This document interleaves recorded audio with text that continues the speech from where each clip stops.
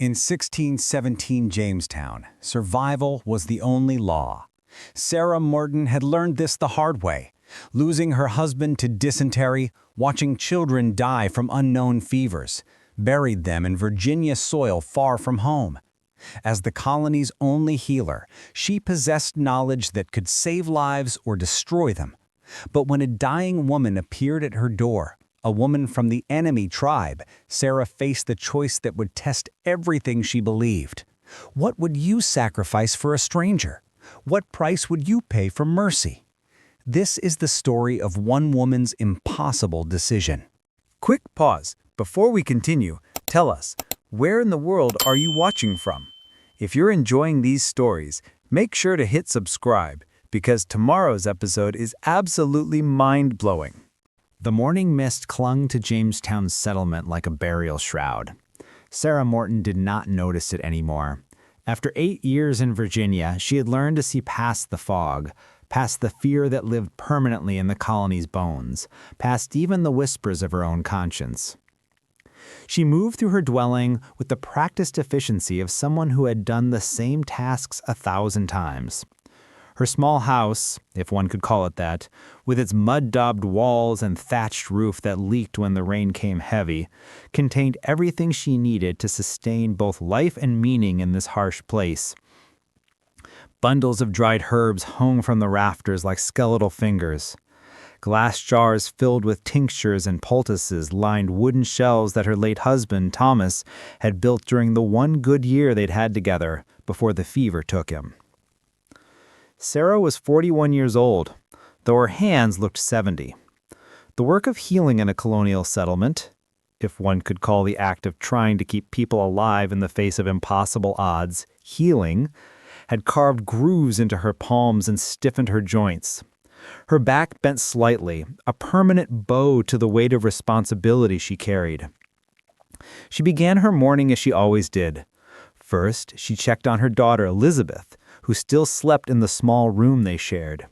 The girl was 12 now, nearly a woman by colonial standards. Sarah watched her daughter's chest rise and fall, a rhythm of life that had become Sarah's deepest prayer. Every child who drew breath in Jamestown was a miracle. So many had not. The colony had nearly failed in its earliest years. The starving time of 1609, a winter so brutal that people ate leather, roots, and yes, if the whispered rumors were true, the dead, had nearly ended the entire English experiment in Virginia. Sarah had not been here for that. She'd arrived in 1609 with her husband Thomas, thinking themselves brave pioneers seeking a new life. Instead, they had walked into a graveyard pretending to be a settlement. Thomas had died 3 years ago. Dysentery. A fever that burned through him like fire through dry wood. Sarah had held his hand, applied every remedy she knew, whispered prayers to a God who seemed very far away in the Virginia wilderness. It had not mattered. Nothing had mattered. He had simply stopped, like a candle run out of tallow. After his death, the colony had begun to rely on her more heavily. The few physicians that existed in Jamestown were desperate men, trained partially or not at all, armed with theories that made little sense and practices that made things worse. Bloodletting, mercury treatments, leeches, and incantations. Sarah's way was different. She observed. She listened. She learned from the indigenous people's knowledge that she could gather through careful trade and conversation. She tried things and she noted what worked. Her method was not scientific in the modern sense. She would not know that word meant much, but it was empirical. The willow bark truly did reduce fever. The poultice of plantain and honey truly did prevent infection from spreading. The tea made from raspberry leaf truly did help with childbirth complications. She could not explain why these things worked. She only knew that they did. And in a place where death was the default, effectiveness was everything. She lit the fire in her small hearth and put water on to boil. She would make tea, a blend of ginger, elderflower, and honey. There were 3 patients expected today. Old William Fletcher, with his leg wound that would not heal properly. Mary Hutchins, with her 3rd pregnancy, early but troublesome. and young Thomas Carter, barely 14, with a cough that had been getting worse for 2 weeks. The boy worried her. The cough had the hollow sound of consumption, that slow death that sometimes took months to finish its work. She had no cure for it. Nobody did. She could only make him more comfortable, help him breathe easier with steam and herbal remedies, and pray that his body would fight back. This was the ordinary weight of her life. Not dramatic, not heroic, simply the daily calculation of which people might be saved and which ones would have to be allowed to die as gracefully as possible. She heard the knock on her door before the sun was properly up. It was always like this. People came to her with their desperation like currency. Healing in Jamestown was not about cure. It was about mercy, about the small interventions that might tip the balance between agony and peace. "Come in," Sarah called, and the day began its long unfurling toward a destiny she could not yet imagine. 3 hours later, Sarah found herself at the edge of the colony's perimeter, doing something she knew she should not do alone. The morning had proceeded as expected. William Fletcher's leg wound was infected. The flesh around it had begun to blacken at the edges, the unmistakable sign of corruption spreading through the body. Sarah had cleaned it as best she could, applied a fresh poultice of honey and plantain, and given him willow bark for pain. She had not told him what she saw in that blackening flesh. She did not need to. He could feel the heat coming from it, feel death approaching like a distant drum. Mary Hutchins had been crying. Her bleeding had started early, just spots of blood, just enough to mean danger. Sarah had told her to stay in bed for a week, to avoid her husband's attentions, to drink herbal tea 3 times daily. She had not told Mary that the baby was likely already gone, that the body would expel it in its own time, that there was nothing anyone could do but wait. But Mary knew. She had been pregnant enough times to understand the signs. Young Thomas Carter's cough had worsened since the afternoon. His mother had brought him in, frantic with fear. Sarah had heard the rattle in his lungs, seen the fever flush in his cheeks, felt the dangerous thinness of his arms. She had done what she could, but as she left her house she had thought, another one. This one will not see next winter. By late afternoon, her mind was heavy with the weight of all these impending deaths, all this suffering she could see but not prevent. She needed air. She needed to escape the close walls of her house with their reminders of her failures. So she had taken her gathering basket and walked toward the forest edge. It was not advisable. The woods beyond Jamestown were still largely unmapped, still dangerous, still full of the indigenous peoples with whom the colony maintained an uneasy peace that could shatter at any moment. But Colonel West, the colony's military leader, had deemed this area relatively safe. The Powhatan nation had been mostly quiet these past few years. There had been no major raids since the incident at the compound 2 years ago. Relatively safe was the best the colony could hope for. Sarah moved along the familiar path she had taken dozens of times before, identifying plants as she went: chickweed for inflammation, shepherd's purse for wounds, feverfew for headaches.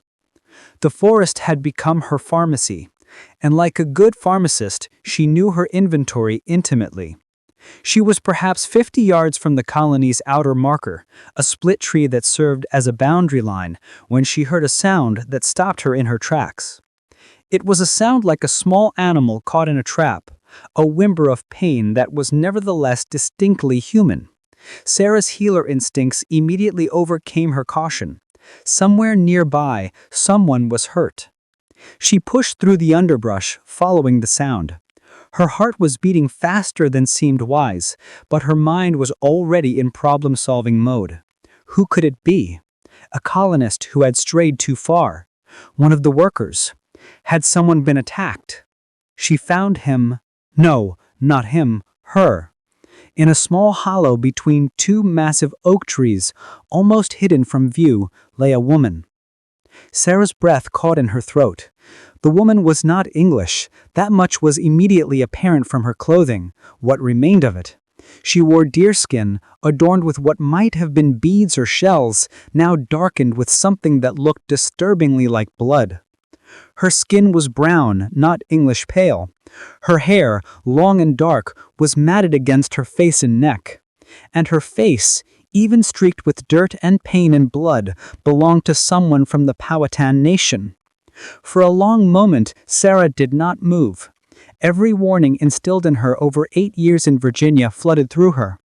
This could be a trap. This could be an attempt to lure her into the woods where she could be captured.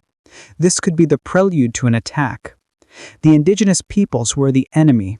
The colony was built on the assumption of their eventual hostile intent. Everyone knew this. Everyone lived with this constant underlying fear. But then Sarah looked more carefully at the woman's wound, and her healer mind began to overcome her fear. The woman had a serious injury to her left side. Her clothing was torn away, and Sarah could see the wound beneath, a gash that looked several days old, infected, seeping with pus and the distinctive smell of corruption. The woman's skin was hot to see, though Sarah did not touch her. Fever, high fever. The woman's eyes were closed, her breathing shallow and rapid. She was dying. Not quickly, but inevitably. Infection like that would kill her in perhaps another day or two. Around the wound, Sarah could see other evidence of trauma. Bruises in various stages of healing. A gash on the woman's arm that looked like it might have been made by a blade. Scratches across her shoulders and hands. Whatever had happened to this woman, it had not happened quickly or cleanly. She had fought. She had tried to survive. And she was alone. That was the most striking thing about the scene. There was no group nearby, no other members of her tribe, no armed party. Just this one woman, injured and alone, dying in the forest. Sarah knelt down slowly, watching the woman's face for any sign of consciousness or immediate threat. The woman did not open her eyes. She did not move. "Can you hear me?" she asked in English, though she knew the woman would not understand. She switched to the few words of the Powhatan language she had managed to pick up through years of careful listening to the few peaceful interactions that occurred. "Help. Do you need help?" The woman's eyes fluttered just barely, a sign of consciousness. Sarah's mind raced through scenarios. The proper thing to do, the colonial thing, the safe thing would be to report this to Colonel West immediately. Let the military handle it. They would capture the woman, or kill her, or use her for leverage in negotiations. It was the logical choice. It was the choice that kept one alive in a hostile environment. It was the choice that obedience and survival demanded. But the woman's eyes had opened, just barely. And in those eyes, Sarah saw something that transcended nationality or tribe or enmity. She saw fear. She saw pain. She saw a human being looking at another human being and silently asking the question that was beyond language. "Will you let me die?" Sarah had become a healer because of a choice someone else had made. When she was 17, her own mother had died in childbirth, a preventable death if there had been anyone with knowledge present to help. But there had not been, just midwives with superstitions and doctors with bleeding cups. Her mother had bled out, and she had watched it happen helpless. Years later, when she had begun learning the craft of healing, it was because she had decided that no one else should have to watch that helplessness if she could prevent it. She had taken an oath, not in any formal sense, but in her heart, to help those who were hurt, to try to heal those who were sick, to refuse to let people die alone if she could help it. That oath existed before nationality. That oath existed before fear. That oath was deeper than strategy or survival. Sarah made a decision. She took a deep breath and looked back toward the colony. The path was empty. No one had followed her. No one was coming. The colony was small enough that she would have perhaps 2 hours, maybe 3, before anyone would miss her or wonder where she had gone. It was enough time. Telling and preparing this story took us a lot of time. So if you're enjoying it, subscribe to our channel. It means a lot to us. Now back to the story. Sarah moved with the efficiency of long practice, but her hands were shaking. She was committing treason, though she did not think of it in those precise terms. She was sheltering the enemy. In the eyes of Colonel West and the militia, that was among the most serious crimes one could commit in a fragile settlement built on military discipline and collective survival. She fashioned a sling from cloth she tore from her own underskirts and carefully, so carefully, helped the woman to her feet. The woman was tall, nearly as tall as Sarah herself, but she was also half dead, her body little more than a collection of fevered bones barely held together by muscle and will. "We have to move," Sarah whispered, though she knew the woman could not understand. "Not far, just to my house. It's safe. I can help you there." She half carried, half dragged the woman back through the forest toward the edge of the settlement. Every step felt like a mile. Every snapping branch sounded like an alarm.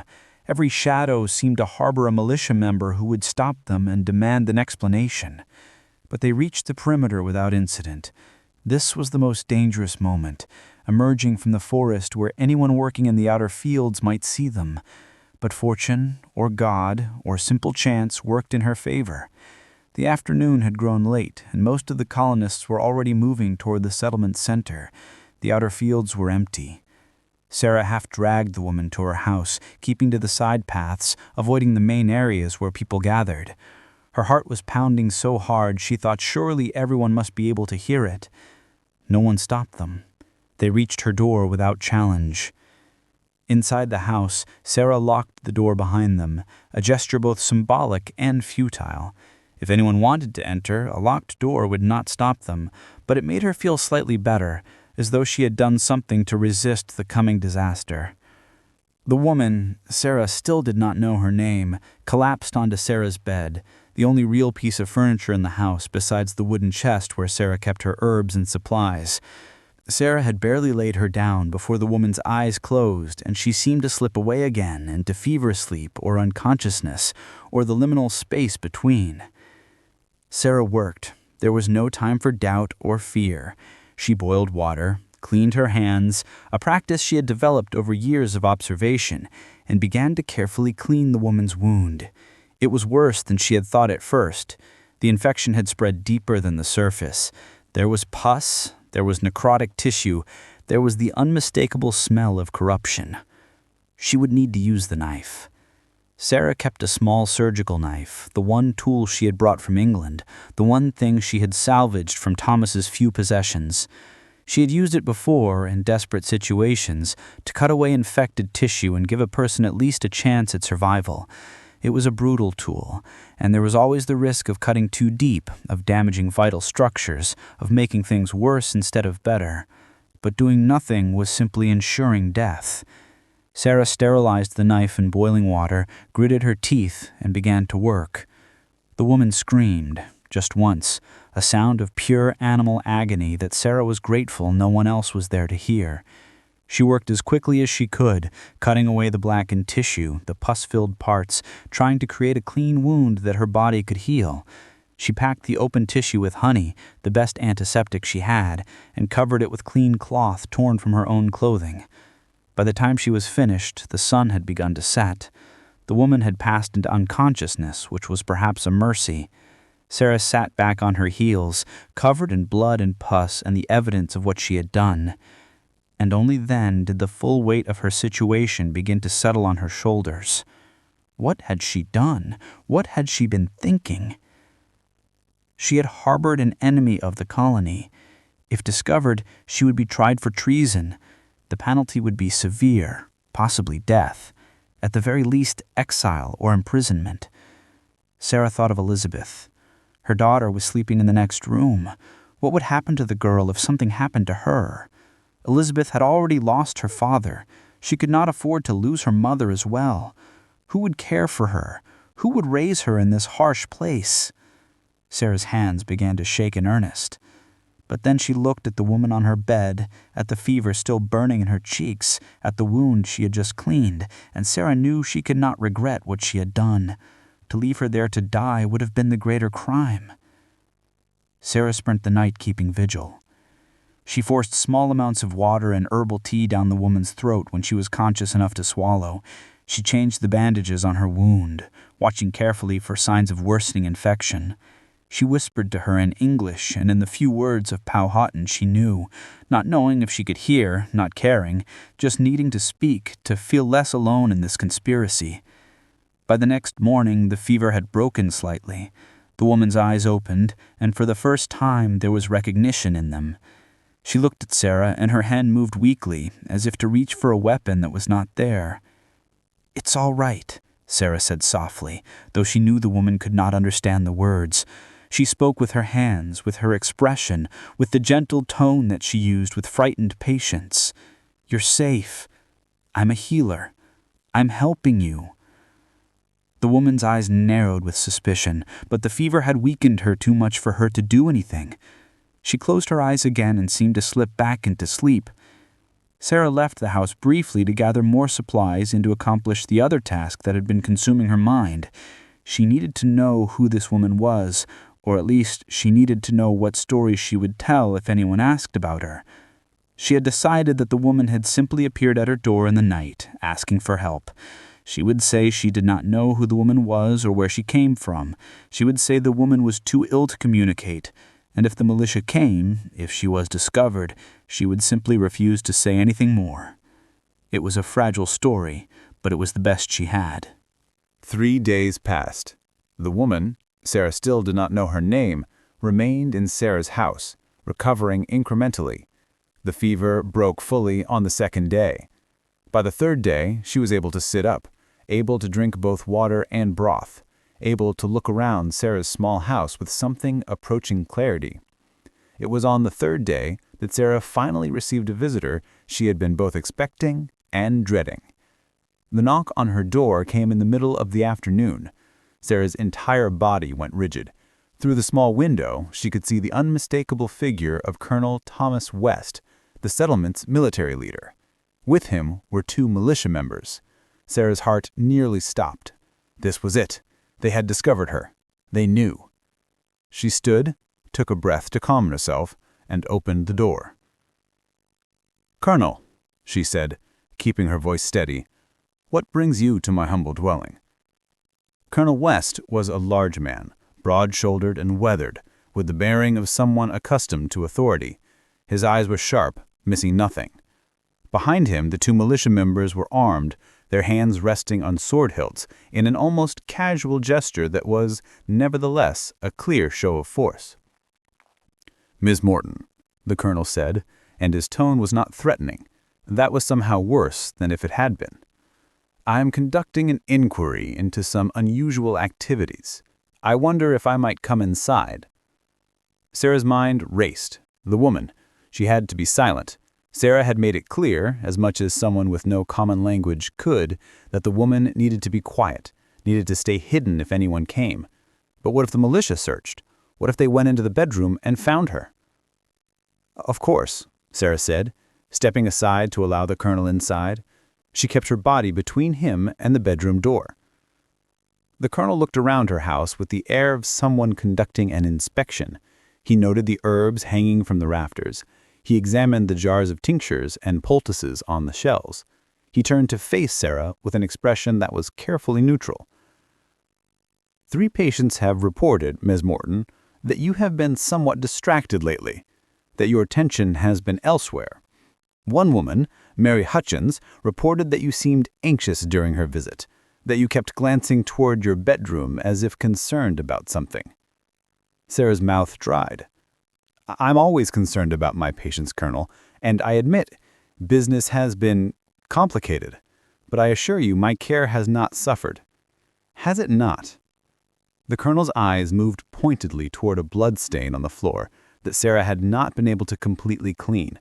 It was several days old, but it was still visible in the right light. "That looks fresh, Miss Morton. Where did that come from?" Sarah opened her mouth to respond, but before she could speak, there was a sound from the bedroom. It was subtle, barely audible, but it was unmistakably the sound of someone stirring, of fabric moving. The colonel's eyes went to the bedroom door. He took a step toward it. "Colonel, wait," Sarah began, but it was too late. He was already crossing the room, pushing past her, opening the bedroom door. For a moment that seemed to stretch into eternity, Colonel West stood staring at the woman on Sarah's bed. The woman was conscious, trying to sit up, her bandaged side moving with obvious pain. Sarah waited for the order to arrest her. She waited for the command to take the woman into custody. She waited for the end of everything. But the colonel did not give that order. Instead, he stared at the woman and his expression changed. His face went pale. He looked at the woman, then back at Sarah, then back at the woman again, as if trying to solve an impossible equation. My God, it's Winona. Sarah's confusion must have shown on her face because the colonel turned to her and spoke with an intensity that made her step back. Do you understand what you've done? Do you have any idea who this woman is? She was injured. She was dying. I helped her. She's not just any Powhatan woman. She's Winona Pematog. She's the daughter-in-law of Powhatan himself. She's the wife of one of the most powerful leaders in the Confederacy. And 3 weeks ago, she was kidnapped from a trading party. We've been negotiating with the Powhatan for her return. They've been threatening retaliation if she wasn't found. Sarah felt the world tilt beneath her feet. She had not been sheltering a random woman. She had been sheltering someone whose disappearance was a diplomatic crisis, someone whose presence or absence could shift the balance of power between the colony and the indigenous nation surrounding it. The colonel was still watching her, his mind clearly working through the implications of what he had found. The Powhatan think we took her. We've been maintaining the fiction that we knew nothing about her disappearance, hoping to negotiate for her return. If they discover that you have her, that she's been here all this time, he trailed off, but the implication was clear. The discovery could ignite a war. Where was she? Sarah asked quietly. When I found her in the forest, how did she get there? The colonel's expression hardened. According to the message we received from her family, she was taken by a rival group, the Tassans, a faction that opposes peace with the English. They held her, tortured her for information about our trading arrangements, our weaknesses. She managed to escape 3 days ago. We think she was trying to make her way back to her people. And that is when Sarah understood. That is when the true situation began to clarify in her mind. You were going to ransom her, Sarah said slowly. You were going to use her as leverage. It's politics, Ms. Morton. We negotiate with the tools we have. A hostage with her status, yes, we could have used that position to secure trading rights, to ensure peace, or at least delay conflict. By keeping her prisoner. By keeping her until negotiations to be made. But he shifted his eyes away from Sarah's. He knew what she was implying. He knew it was true. Sarah looked at Winona on the bed. The woman was watching the colonel with an expression that was complex. Fear, certainly, but also defiance. She had escaped one captivity only to find herself in another, at the mercy of a different enemy.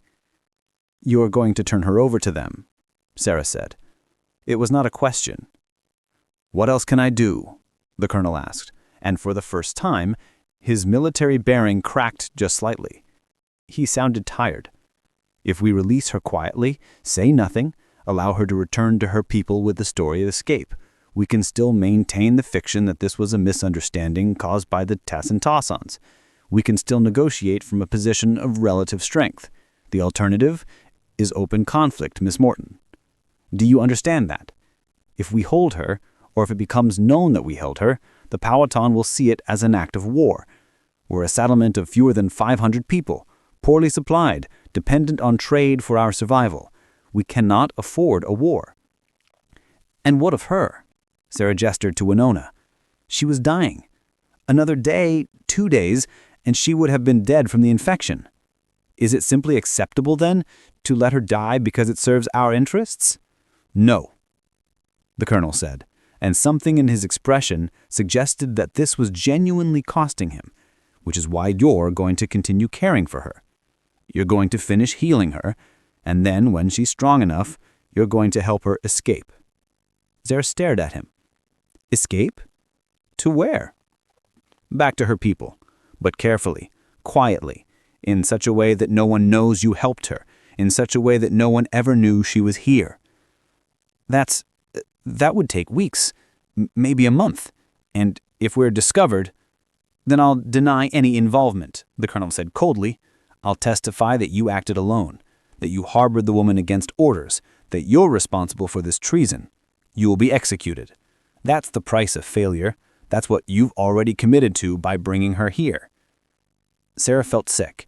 She understood now. She had thought she was making a choice in a vacuum, that her decision affected only herself and the woman she was trying to save. But she had not. She had made a choice that rippled outward in ways she could not control.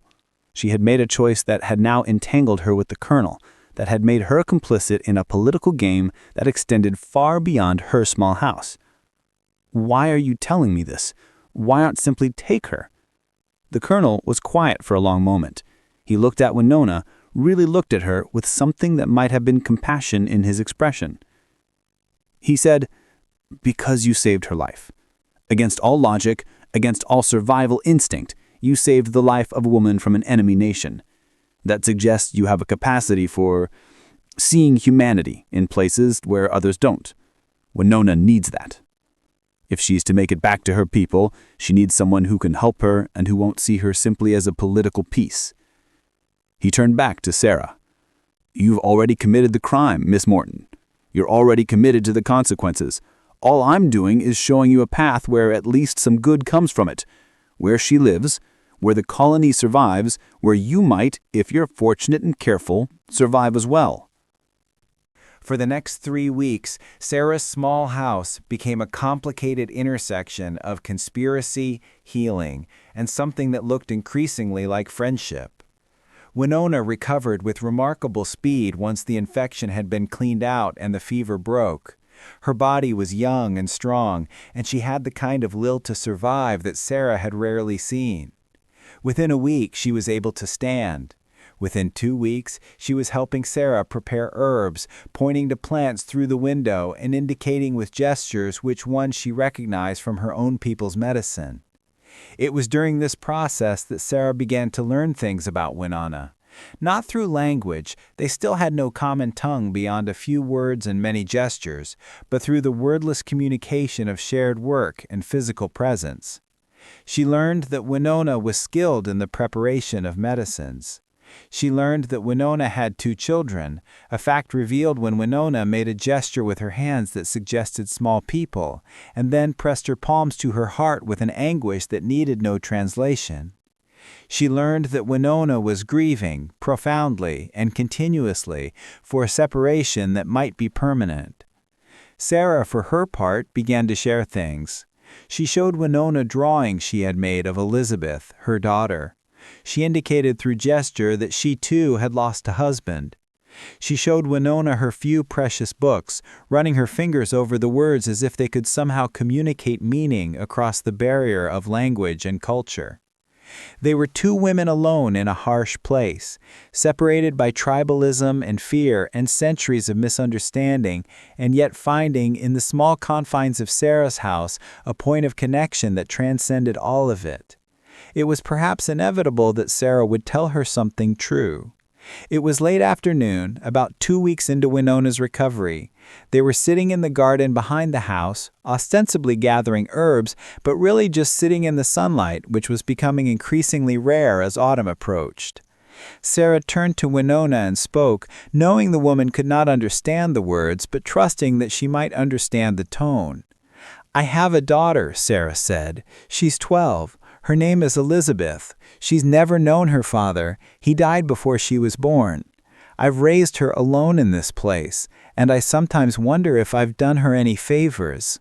I wonder if I've given her a life worth living, or if I've simply given her years of hardship in a place that was never meant to be civilized." Winona watched her, head tilted slightly. Sarah gestured to Winona, then to her own heart, then made the gesture for small people. "Your children," she said, "are they alive? Are they safe?" Winona's expression shifted. She made a gesture of affirmation, yes, but then she made another gesture, a gesture of distance, of separation. She pressed her hand to her chest and then extended it outward as if something was moving away from her. The children were alive, but they were far away, unreachable. "Will you see them again?" Sarah asked, though she knew Winona could not comprehend the question fully. Winona was quiet. She looked at her hands, and then she did something Sarah had not expected. She began to shake, not from cold or fever, but from emotion. Winona began to cry silently at first, and then with great heaving sobs that racked her entire body. Sarah did what anyone would do. She held her. She put her arms around the woman who was supposed to be her enemy, who was supposed to be a threat to the colony, and she simply held her while she grieved. It was at that exact moment that Elizabeth came around the corner of the house. Sarah's daughter stopped dead, staring at the sight before her, her mother holding a half-naked Native American woman while the woman cried. For a moment, no one moved. "Mama?" Elizabeth's voice was small and confused. Sarah released Winona and stood quickly. This was the moment she had been dreading. This was the point of exposure. Elizabeth would tell someone. She was a child. She could not keep a secret like this. Within hours, the entire colony would know. "Elizabeth," Sarah said, trying to keep her voice calm, "come inside. We need to talk." Elizabeth looked between her mother and Winona, and then she did something unexpected. She crossed the distance to her mother and took her hand. "Is she sick?" the girl asked. "Yes," Sarah said, "very sick. She needs help." "From the village?" Elizabeth asked. "Is she from the other village?" "Yes," Sarah said, "from the other village." Elizabeth considered this information with the pragmatism of a child born in a colony where the other village was always a presence, always a threat, always somehow also real people who farmed and hunted and loved their children. "Like Papa's friend, Red Cloud?" Elizabeth asked. Sarah felt something catch in her chest. She had forgotten that Elizabeth remembered Thomas's friendship with Red Cloud, a Powhatan trader who had been kind to the colonists, who had brought gifts and trade goods, who had treated Thomas with genuine respect. Thomas had always spoken of Red Cloud as a person, not a threat. Maybe that's where Elizabeth's pragmatism came from. "Like Red Cloud," Sarah agreed. "Does she need to be hidden?" Elizabeth asked, with the perceptiveness of a child who had already absorbed the colony's fear and the logic that fear engendered. Sarah knelt to her daughter's level. "Yes," she said, "she does, and I need you to keep her secret. Can you do that?"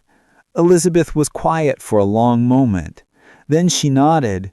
"But only if you help her get back to her village. Only if she doesn't stay here forever. She needs to go home to her children." Sarah felt something break open inside her chest. Her daughter, at 12 years old, had understood the essential truth of the situation with a clarity that most adults never achieved. This woman needed to go home. Keeping her, hiding her, using her, any of it was only betraying the original act of mercy that had started this entire situation. "Yes," Sarah said to her daughter, pulling Elizabeth close. "You're right. She needs to go home." That night, after Elizabeth had gone to sleep, Sarah sat alone in the candlelight with Winona. She had prepared paper and charcoal, and together they worked on creating a more detailed map. Winona drew with surprising precision, showing Sarah the landmarks she knew, the rivers that marked boundaries, the forests that held her people. But more importantly, Winona drew pictures of her family. A tall man with strong shoulders, her husband, two small figures holding hands, her children, and beside them a larger figure with distinctive markings, her father-in-law, the powerful leader whose family had been searching for her. Sarah understood then the full weight of what she had been asked to do. This was not just one woman's survival. This was a family's reunion. This was a nation waiting for one of their own to return. And Colonel West had been willing to use that reunion as a political tool, had been willing to let the family's grief continue if it served the colony's interests. Sarah made a decision that night that changed everything again. She began to prepare not just for Winona's escape, but for her own departure. She gathered supplies, not just for a woman's journey back to her people, but for two people's journey away from Jamestown. She packed dried meat, herbs for medicine and nourishment, a water skin, and the map that Colonel West had given her. But she also did something else. She went to visit the militia supply house, explaining to the young guard on duty that she needed materials for Elizabeth's bedside. She took rope, blankets, a second water skin. She took a knife, not her precious surgical knife, but a practical blade for survival. She gathered what she would need to actually make the journey into the wilderness, all the way to the Powhatan settlement where Winona's family waited. When she returned to her house late in the evening, Winona was waiting for her with an expression of understanding. The woman had seen what Sarah was doing. She had understood what Sarah had decided. "You're coming," Winona said in her language, and though she did not understand the words, the meaning was clear in her gesture, in the way she reached out and took Sarah's hands. Sarah nodded. There was no other way. If she simply released Winona into the forest with supplies and a map, she might make it to her people, but she might also be discovered, recaptured, or lost. The wilderness was vast and dangerous. A woman traveling alone, even a strong woman like Winona, faced risks that could be mitigated by a companion who knew the English routes and could help navigate the complicated terrain between the colony and Powhatan lands. More than that, Sarah had realized something profound sitting in the candlelight watching Elizabeth sleep. She had realized that her daughter was right about something else. She could not ask Elizabeth to keep lying. She could not ask her 12-year-old child to continue the deception, to maintain the fiction that her mother was simply ill, to carry the burden of dangerous secret indefinitely. If Sarah was going to do this, if she was really going to commit to this act of mercy, she had to do it completely. She had to leave. She had to guide Winona all the way home. And she had to do it in such a way that Elizabeth would be safe, protected, cared for. She sat down with her daughter the next morning and explained her plan. "I'm going to take Winona back to her family," Sarah said, "but I need to ask you to do something very difficult for me. I need you to stay here for a few days and tell people that I'm ill. Tell them I have a fever, that I need to rest. Tell them I cannot see patients. Can you do that?"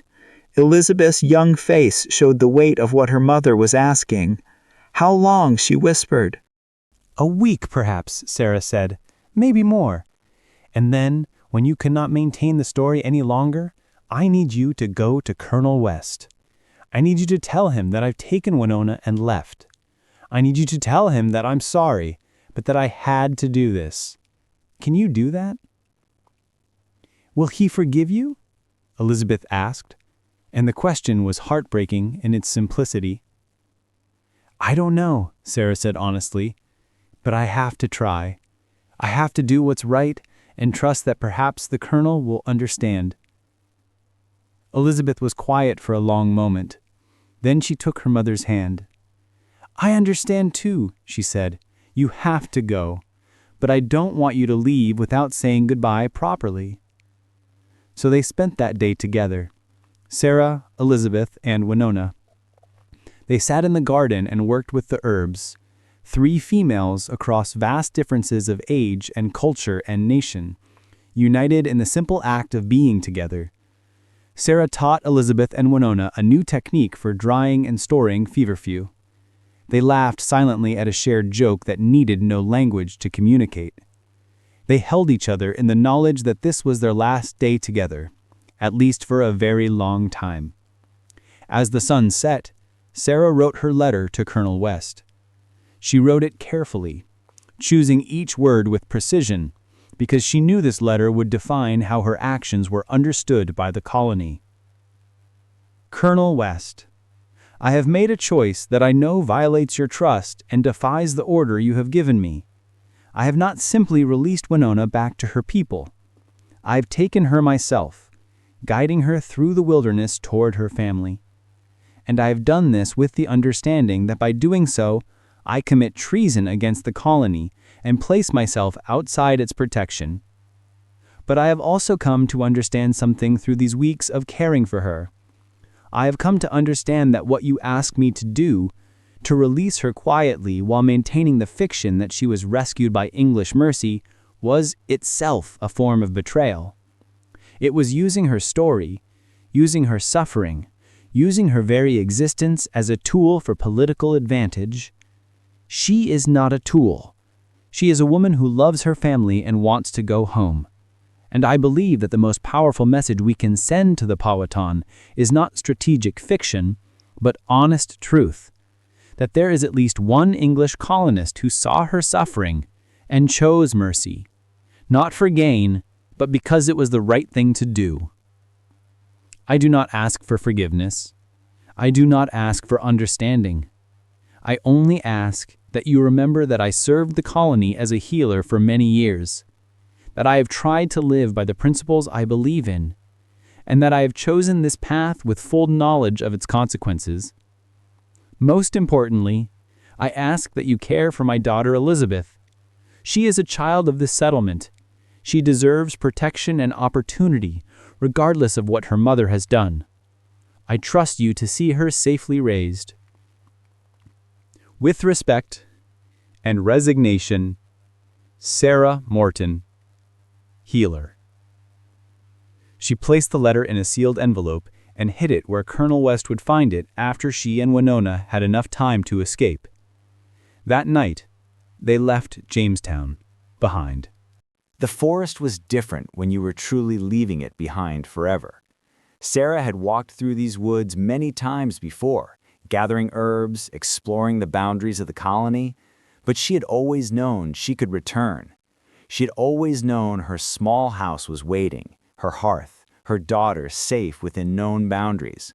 Now, walking deeper into the wilderness with Winona, carrying everything they owned on their backs, Sarah felt the finality of exile settling over her shoulders like a heavy cloak.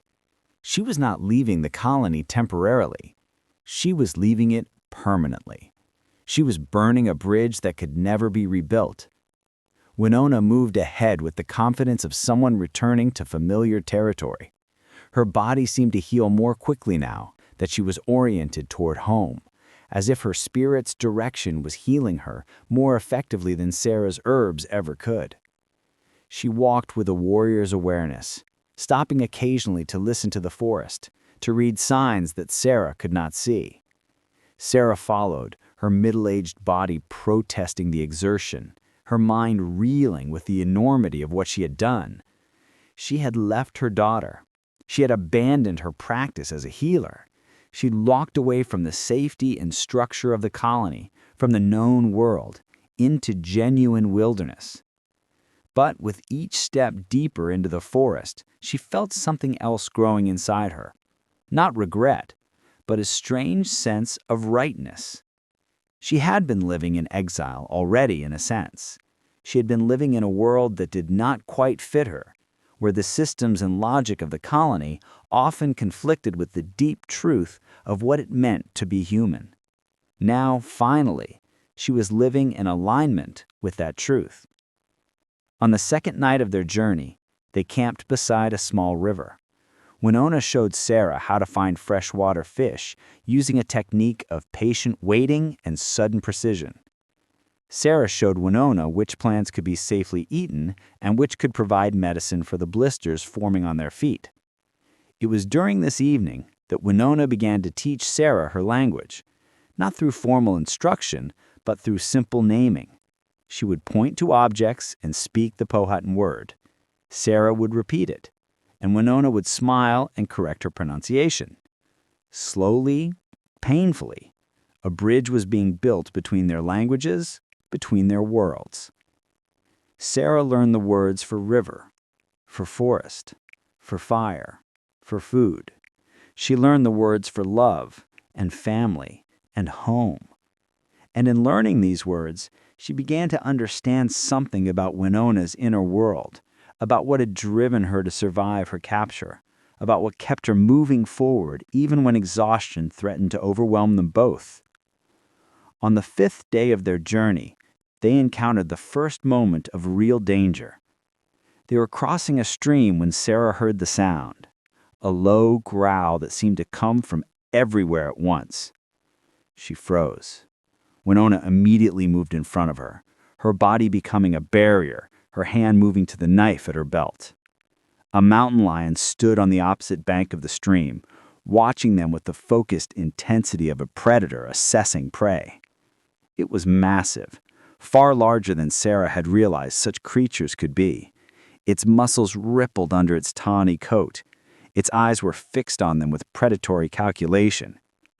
Sarah's heart stopped.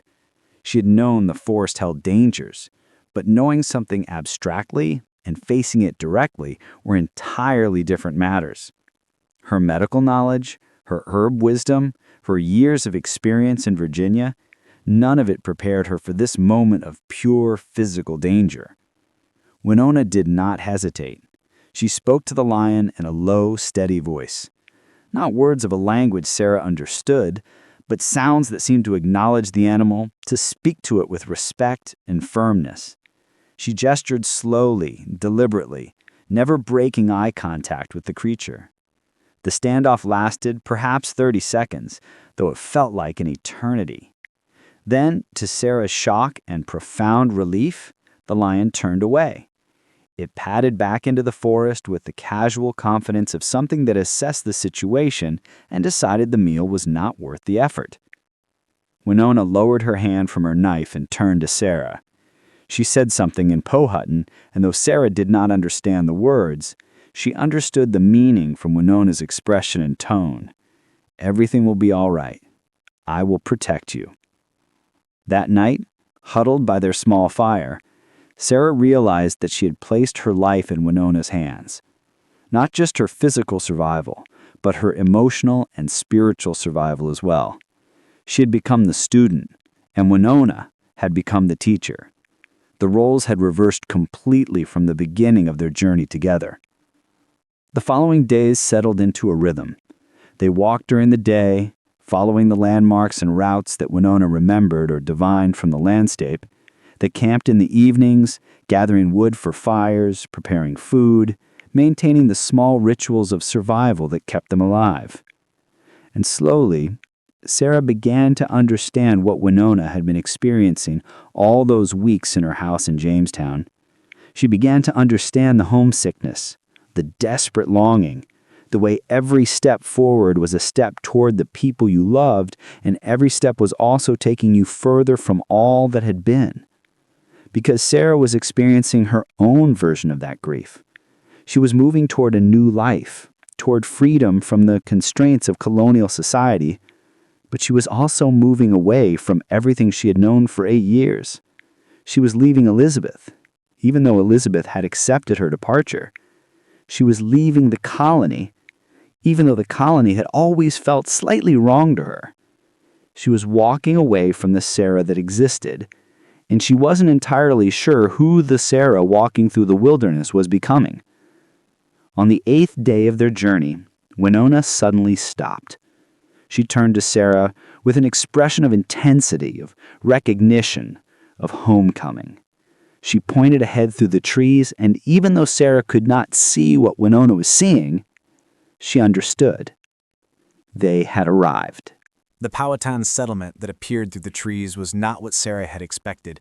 She had imagined something smaller, more primitive, perhaps little more than a scattering of huts around a smoky fire.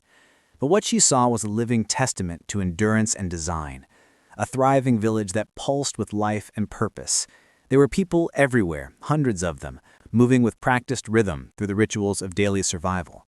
Women pounded corn into flour, men carved new tools from stone and bone, children played near the riverbank, their laughter cutting through the air like birdsong.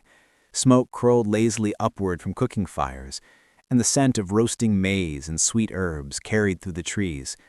The dwellings, shaped from bark and reeds, stood sturdy and beautiful, their careful symmetry a quiet declaration of civilization.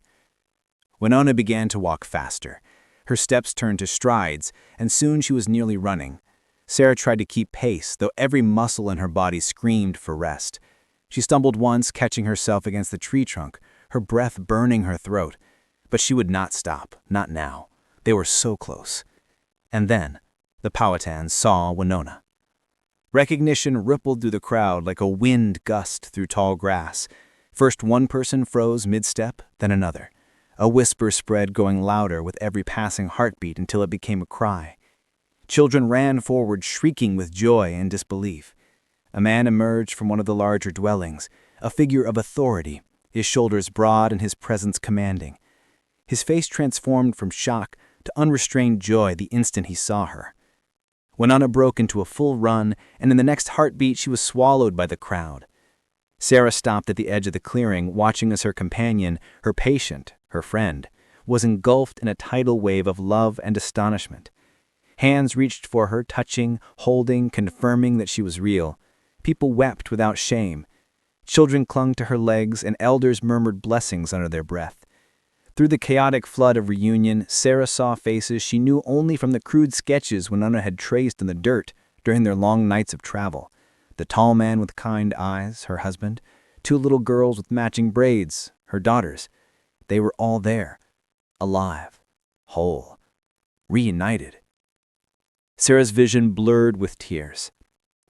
She stood apart, an unseen observer at the edge of someone else's miracle.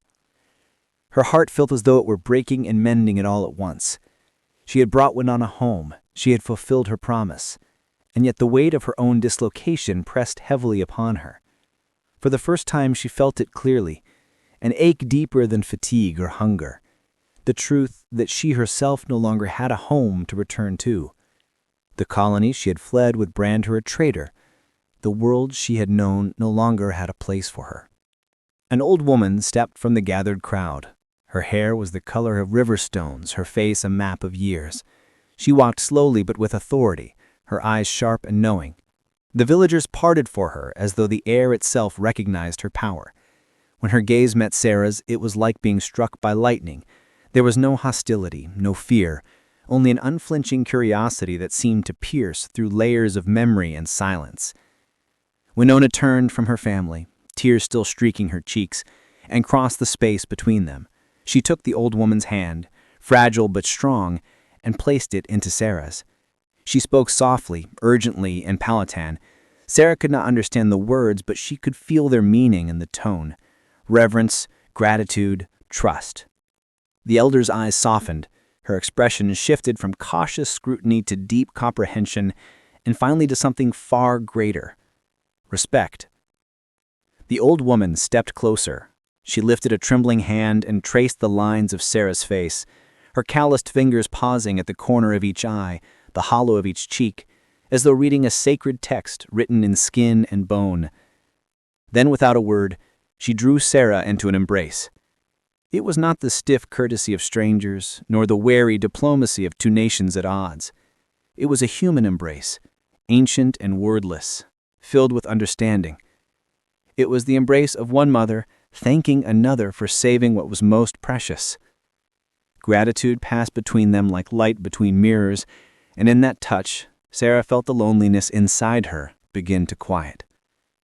When the old woman released her, she made a small gesture, beckoning Sarah to follow. Winona smiled through her tears, nodding. There was no need for words. Sarah took a deep breath, glanced once more at the family now reunited behind her, and allowed herself to be led deeper into the Powhatan village. The path wound between the dwellings, each alive with activity. Children peeked out curiously at the strange pale woman walking among them. Some reached out to touch her clothes, others giggled and ran away. Women offered her bowls of water and warm food without hesitation. Men nodded solemnly as she passed. She had expected suspicion, perhaps even hostility, but instead she found only acceptance, a cautious, dignified welcome. That night, beneath a sky ablaze with stars, the village gathered for a feast. Fires burned bright, drums echoed softly, and songs rose like prayers into the forest canopy. Winona sat beside her family, her daughters curled in her lap. Sarah sat near the elder, the keeper of stories she had learned, and ate roasted fish and corn unlike any she had ever tasted. Every once in a while, Winona would look across the fire and smile, and Sarah, for the first time in many years, smiled back without restraint. She could not have known then that she would remain among them for 3 years, that she would learn their language, their medicine, the ways of healing that were both foreign and deeply familiar to her. She would teach young women how to stitch wounds and purify water, while learning from them the use of roots and herbs unknown to her English training. She would become a bridge between two worlds, one built on conquest, the other on harmony. The children would call her Nokomis, grandmother. The elders would come to her for counsel. And in time, the grief that had once haunted her dreams, the loss of home, of country, of belonging, would fade into something gentler, like the echo of an old hymn. Sometimes in the quiet of evening, she would sit by the river with Winona and listen to the water slip over stones. Fireflies would rise in golden clouds. From the distant woods, a nightbird would call. And Sarah would think of Elizabeth, her daughter, now grown and strong, her letters carried through fragile chains of trade and trust. In those moments, she understood. Exile was not the end of her story. It was its beginning. She had left behind the world that had shaped her, yes, but in doing so, she had found something greater. Connection, purpose, and belonging not bound by blood or language, but by compassion. And so, when strangers passed through the Powhatan lands years later, they would sometimes speak of a pale-skinned woman who healed the sick, who laughed like thunder, who taught and learned, and lived as though she had always belonged. They would ask her name, and the villagers would smile and say simply, "She is grandmother. She came from the sea, but the forest kept her." And in that truth, Sarah had finally, completely, come home. Up next, 2 more incredible stories are waiting for you right on your screen. If you enjoyed this one, you won't want to miss these. Just click to watch and don't forget to subscribe.